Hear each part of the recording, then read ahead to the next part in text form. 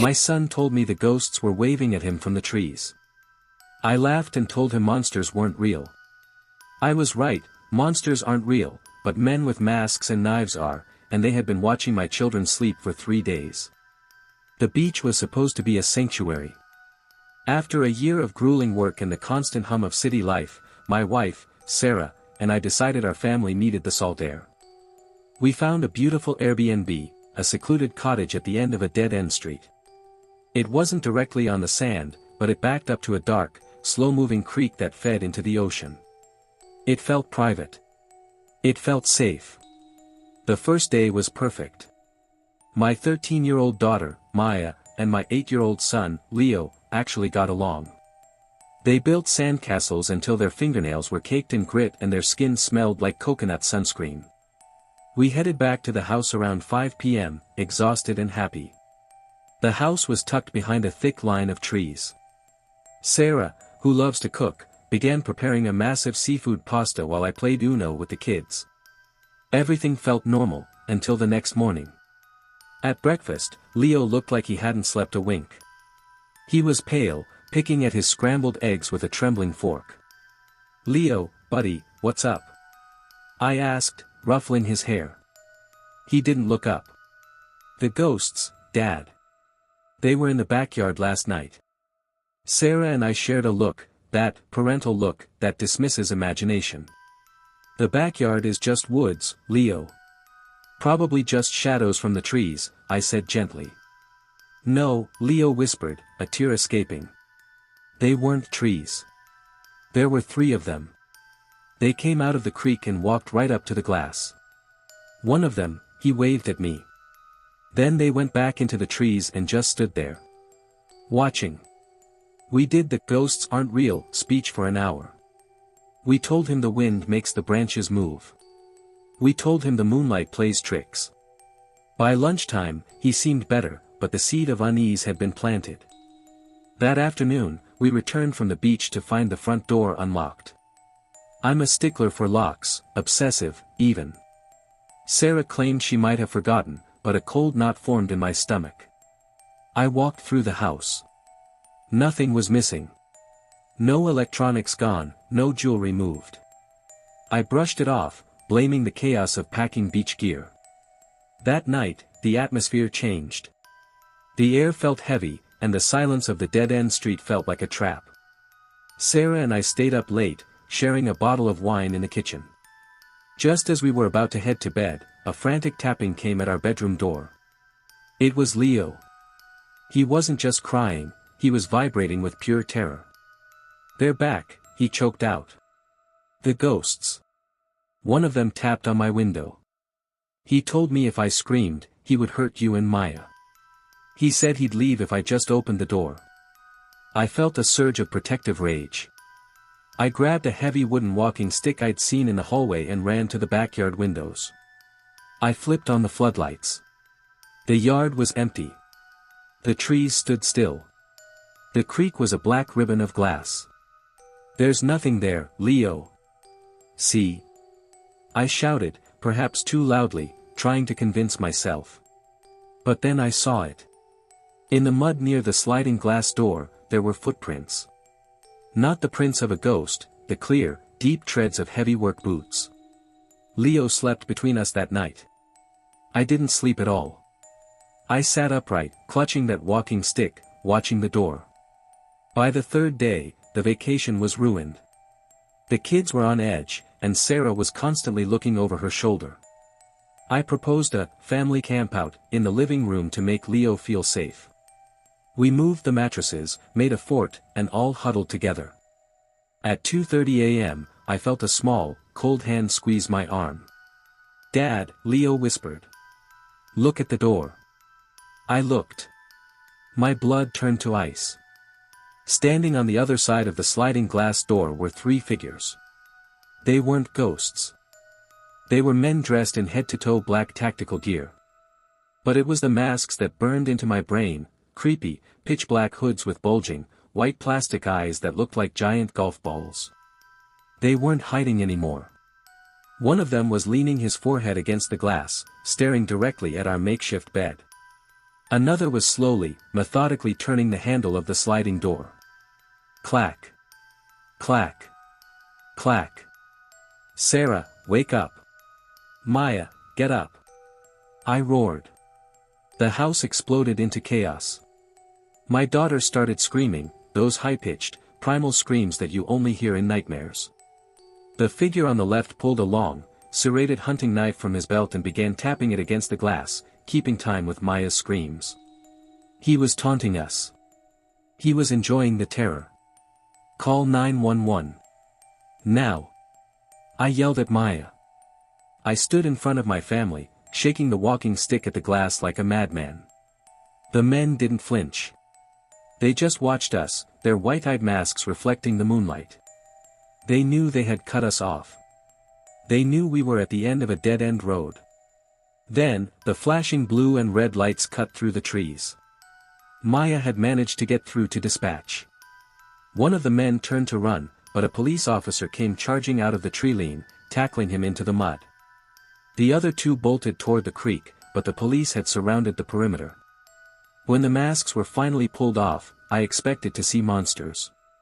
Instead, I saw 3 local kids, the oldest was barely 20. They looked like normal boys you'd see at a grocery store. The lead officer pulled me aside as they loaded the boys into the cruisers. They've been doing this to tourists for a month, he said, his voice grim. They pick families with kids because they think you're easier to scare into giving up your cash and jewelry. They call it ghosting. Did they have weapons? I asked, my voice cracking.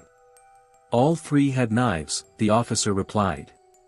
And one had a roll of duct tape and zip ties in his pocket. We left that night. We didn't even pack the rest of our clothes.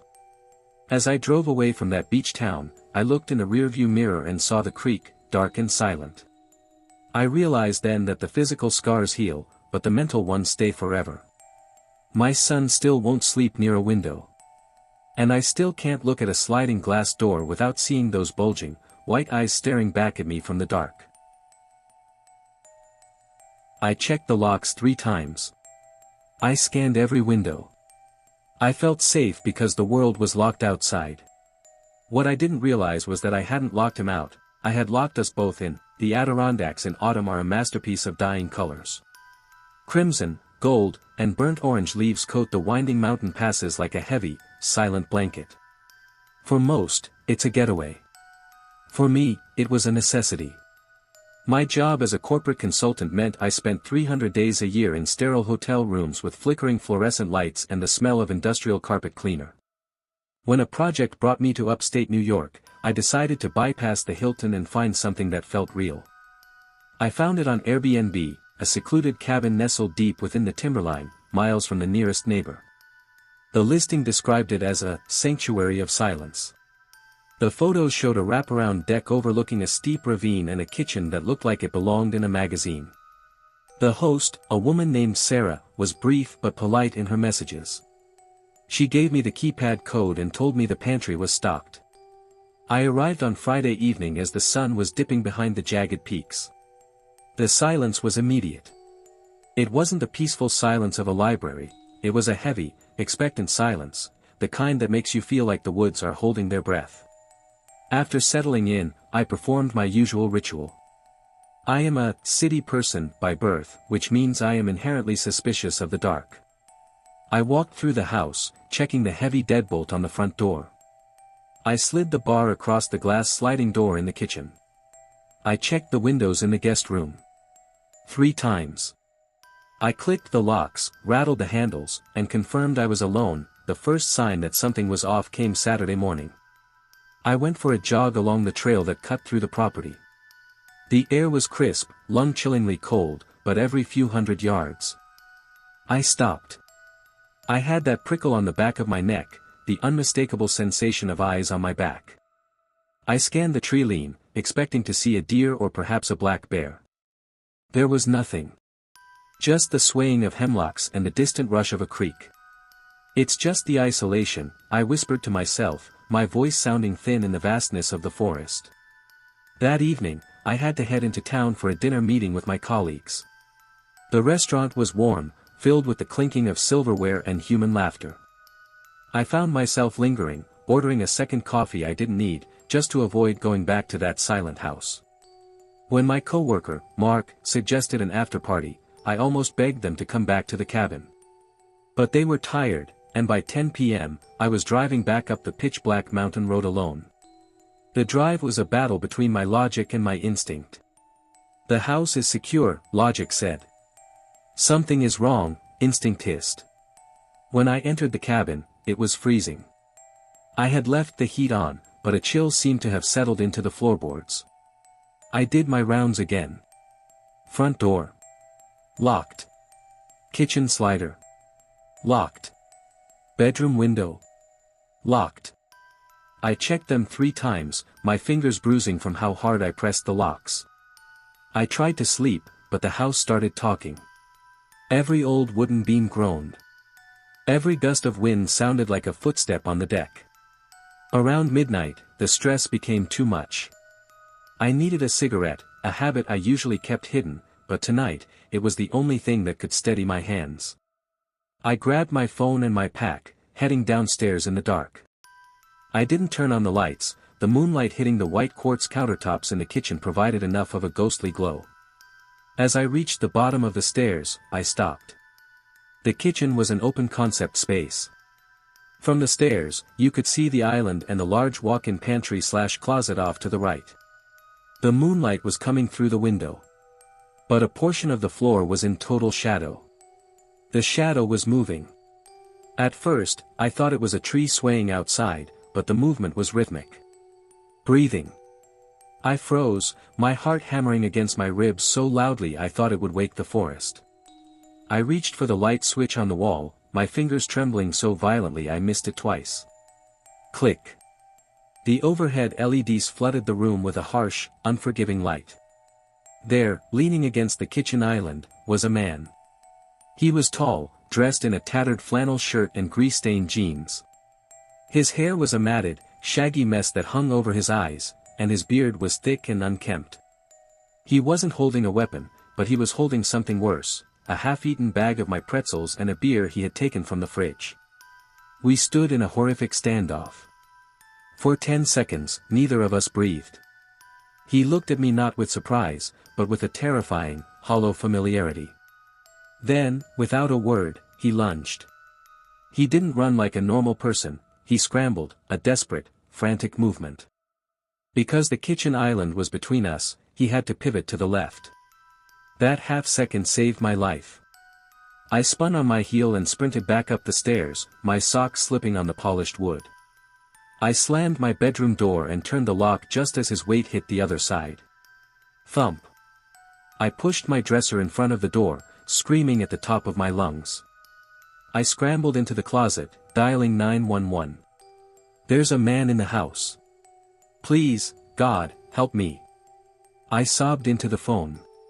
The dispatcher was calm, but her voice felt a million miles away. Then, the talking started. From the other side of the door, the man began to pound. Not with his fists, but with his forehead. Thud. Thud. Thud. Why are you hiding, Sarah? He whispered. His voice was raspy, like sandpaper on glass. I told you I'd find you. I told you I changed. I've been waiting in there for 3 days, Sarah. Just come out and look at me.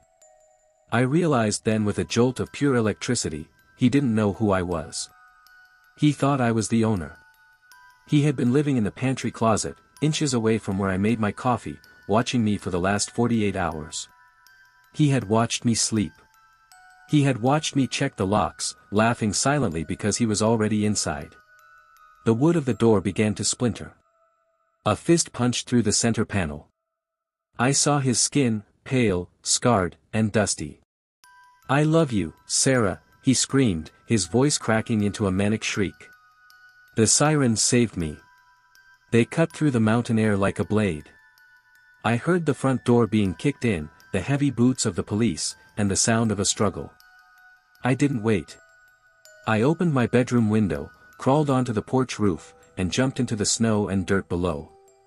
Later, the police told me the truth. He was Sarah's ex-fiancé. He had a history of stalking and had gone off the grid months ago. When they searched the pantry where he had been hiding, they found more than just snack wrappers. They found a carving knife he had taken from the block on the first night, and a small pile of my hair he had collected from the bathroom vanity while I was in the shower. I never went back for my luggage. I drove until the sun came up, and I haven't stayed in an Airbnb since. Because now, every time I enter a room, I don't check the locks on the windows. I check the closets. Most people are afraid of the dark. I'm afraid of the light, specifically the single, flickering headlight of a car that refused to leave my driveway. That night, I learned that a locked door is only as safe as the person who has the key. And sometimes, the person with the key is the one you should be running from. I've never been good with technology.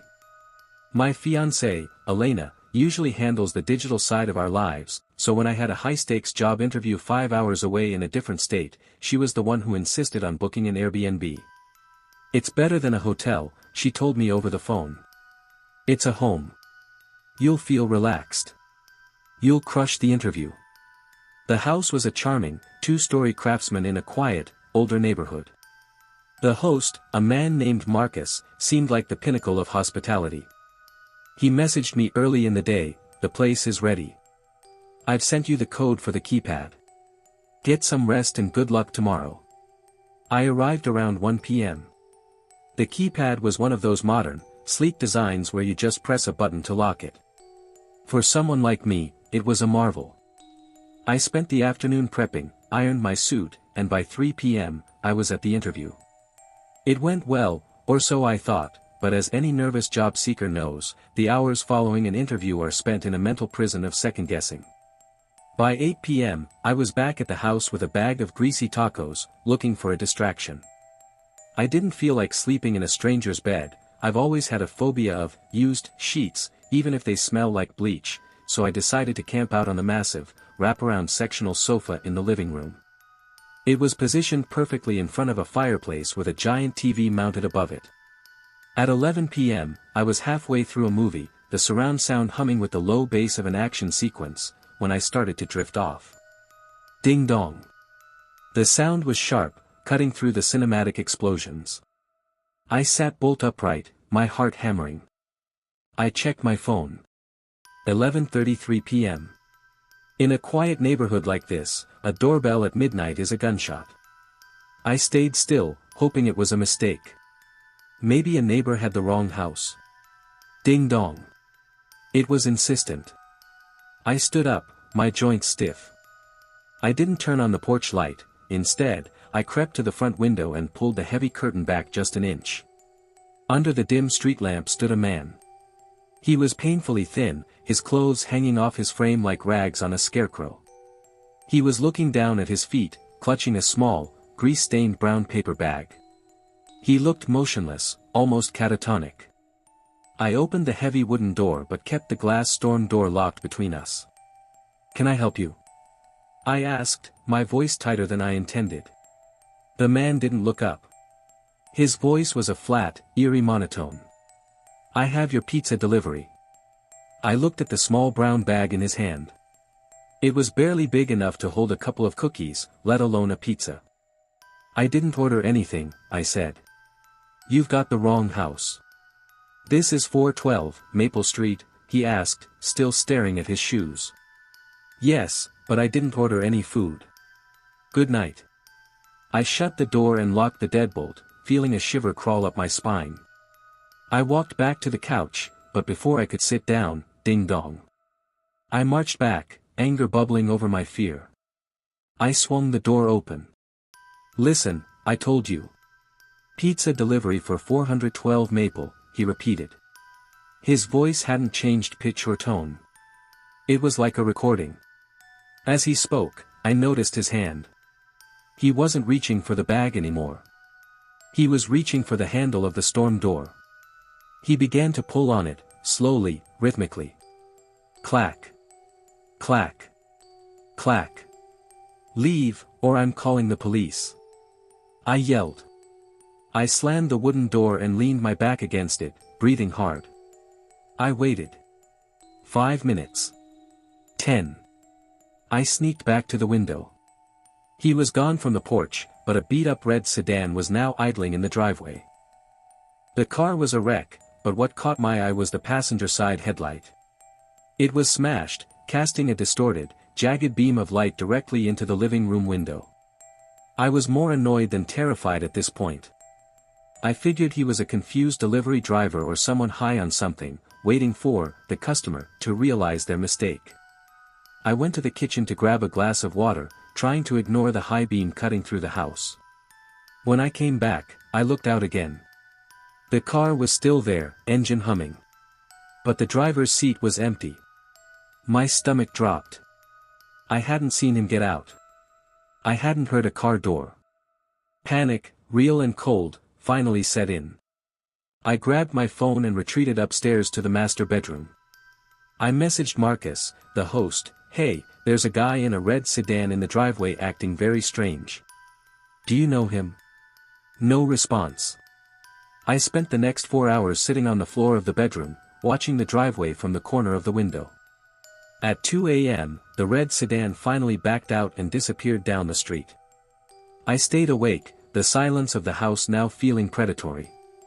At 4 a.m., I decided I'd had enough. I was going to leave early, find a diner, and drive home. I packed my suit, grabbed my keys, and headed downstairs. As I reached the front door, I froze. I had locked the door. I remembered the click of the deadbolt. I remembered the weight of the wood as I slammed it. The door was ajar. The only thing keeping it from swinging wide open was the small security chain at the top. The deadbolt was retracted. The keypad was dark. I felt a rush of nausea. I hadn't opened that door since the man left. I looked through the gap in the door. Sitting on the porch mat was the brown paper bag. It was torn open now. I didn't check what was inside. I didn't wait for Marcus to reply. I sprinted to my car, my heart feeling like it was going to burst through my ribs. As I backed out of the driveway, I looked down the street. There, at the very end of the block, sat a dilapidated greenhouse with overgrown weeds. And parked in its gravel driveway was the red sedan with the broken headlight. As I drove past, the front door of the greenhouse opened. The thin man stepped out, still staring at the ground, and as my car sped by, he slowly raised his hand and pointed a single finger at the Airbnb I had just escaped. Later that morning, Marcus finally messaged me, "So sorry I missed this. I hope everything was okay. That neighbor, he's had some issues. I've taken the listing down for a while." I checked the app a week later. The house wasn't just down. The profile was deleted. I still wonder what was in that bag, but more importantly, I wonder how he got the door open. Marcus said the keypad was secure. But Marcus was the one who gave me the code. And Marcus was the one who stopped responding the moment I told him the man was in the driveway.